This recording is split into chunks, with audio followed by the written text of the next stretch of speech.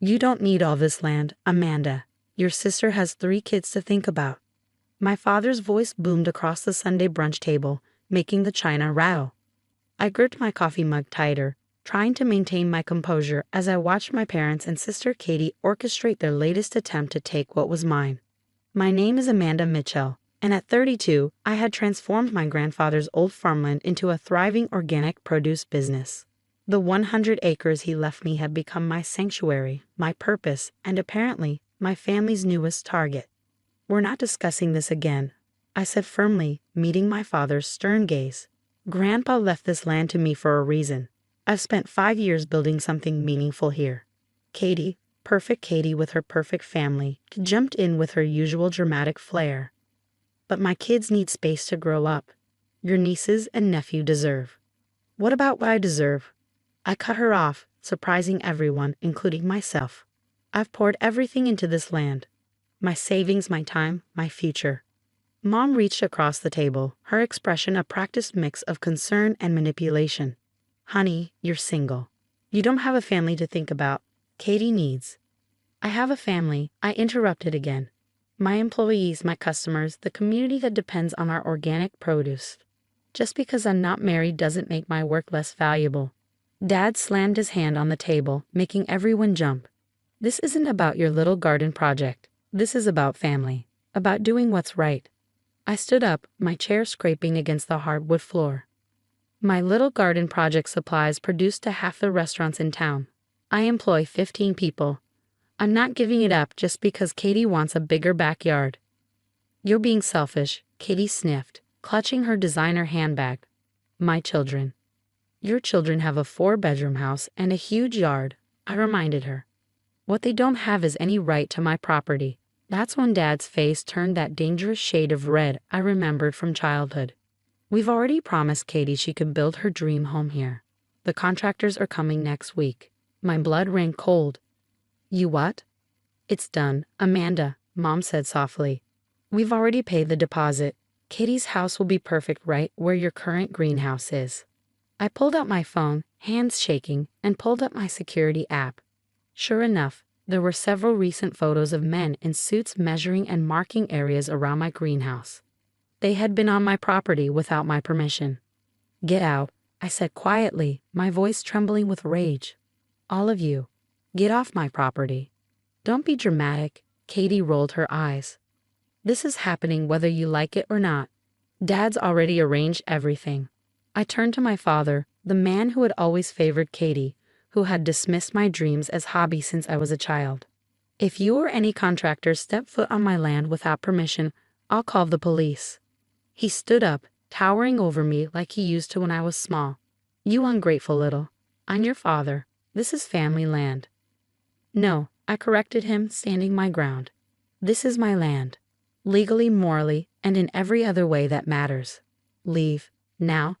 They left, but not before my father's parting shot. We'll see about that. I should have known he wouldn't give up easily. The next morning, I woke to the sound of heavy machinery. Racing outside in my pajamas, I froze in horror at the sight before me. My father was behind the wheel of a bulldozer, plowing through my carefully tended organic gardens.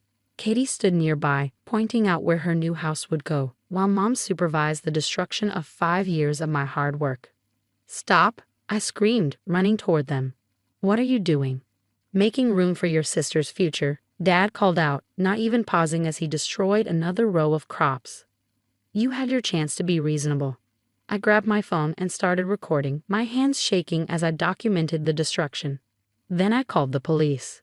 You can't call the police on your own father, Mom shrieked, trying to grab my phone. Watch me, I replied, stepping back. And I've got security cameras recording everything too. Katie's smug smile faltered slightly. You're bluffing. You don't have security cameras. I pulled up the app again, showing them the multiple angles currently recording their criminal behavior. Grandpa taught me to always protect what's mine. I've got cameras covering every inch of this property, and they've been recording since you first sent those contractors to trespass last week. The sound of police sirens in the distance made them all freeze. Dad switched off the bulldozer, his face pale. You've gone too far, I told them as the police cars pulled up. Way too far. As the officers approached, I could see the reality of their actions finally starting to sink in. But I knew this wasn't over. My family had always been relentless when they wanted something, and they wanted my land. What they didn't know was that I had more evidence than just security footage. Grandpa had left me more than just land. He left me everything I needed to protect it. The upcoming court date would show them exactly how well I'd learned from him. The 2 weeks following the bulldozer incident were a nightmare of legal meetings and family drama.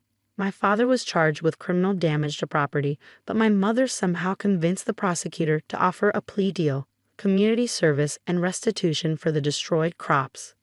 But that wasn't the end of it. While I was meeting with my lawyer about the criminal case, Katie filed a civil suit claiming she had a right to part of the property based on some verbal agreement with our parents.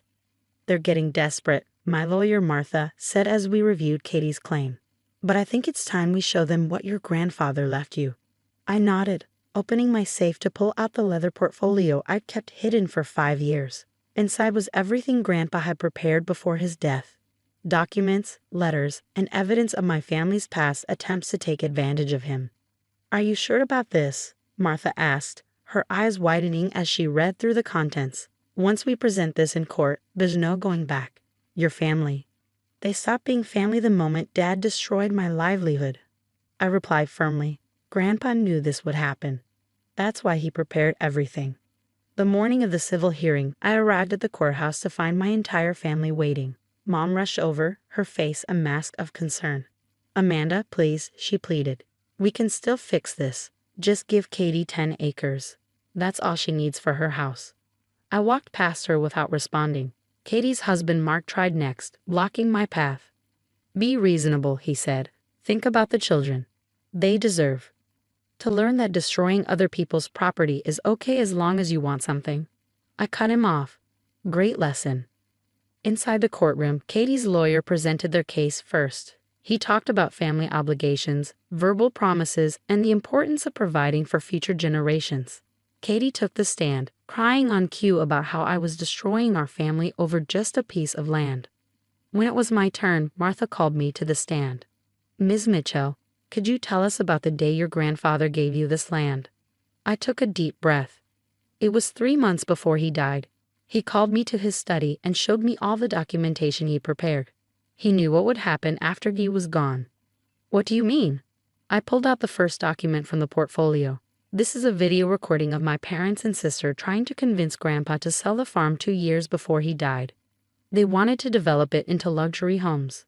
The courtroom went silent as Martha played the video. There was my family, pressuring my elderly grandfather, calling his organic farming ideas outdated and worthless. Then came my father's voice. "Just sign it over, Dad. We know what's best for the family." Objection. Katie's lawyer jumped up. "This is irrelevant to the current case." "On the contrary," Martha replied smoothly. "This establishes a pattern of behavior that led Mr. Mitchell to take specific precautions with his will." The judge allowed the evidence. Next came the letters, dozens of them, documenting every time my family had tried to manipulate Grandpa out of his property. And finally, the most damaging evidence of all. "This is a notarized statement from my grandfather," I said, my voice steady, "recorded 1 month before his death, specifically stating that the land should never be divided or developed. He left it to me because I was the only one who shared his vision for sustainable farming." I looked at my family as Martha played the video. Mom had her face in her hands. Dad looked like he might explode. Katie was frantically whispering to her lawyer. Furthermore, I continued, Grandpa added a clause to the deed. If anyone contests my ownership or tries to force development of the land, they forfeit their inheritance from his estate, including the trust funds he set up for Katie's children. That was the bombshell. Katie's face went white. The trust funds for her kids were worth far more than any piece of land. She'd been counting on that money for their private school education. "You knew about this," she shrieked, jumping up. "You knew about the trust funds and still let us file this lawsuit." "I tried to tell you to leave it alone," I replied calmly, "multiple times. But you and Mom and Dad wouldn't listen. You never listen." The judge called for order as Katie dissolved into real tears this time. Her lawyer quickly requested a recess to confer with his client.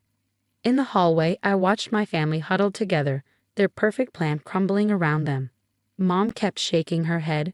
Dad looked defeated, and Katie was frantically calling her financial advisor. Martha touched my arm. They'll withdraw the lawsuit. They have to, or they lose everything. I nodded, feeling surprisingly empty. This victory didn't bring me joy, but it did bring something else. Peace. Finally, they would have to accept that the land was mine, that my work mattered, that I wasn't just the single daughter they could push around. But as I watched them scrambling to save what they could of their situation, I knew there was one more surprise left, one final piece of evidence that would change everything. After Katie withdrew her lawsuit, I thought my family would finally leave me alone. Instead, they launched a different kind of attack. Mom started telling everyone in town that I'd destroyed the family over greed.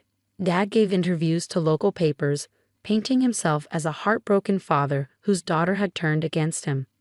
Katie posted tearful videos on social media about how I'd stolen her children's future.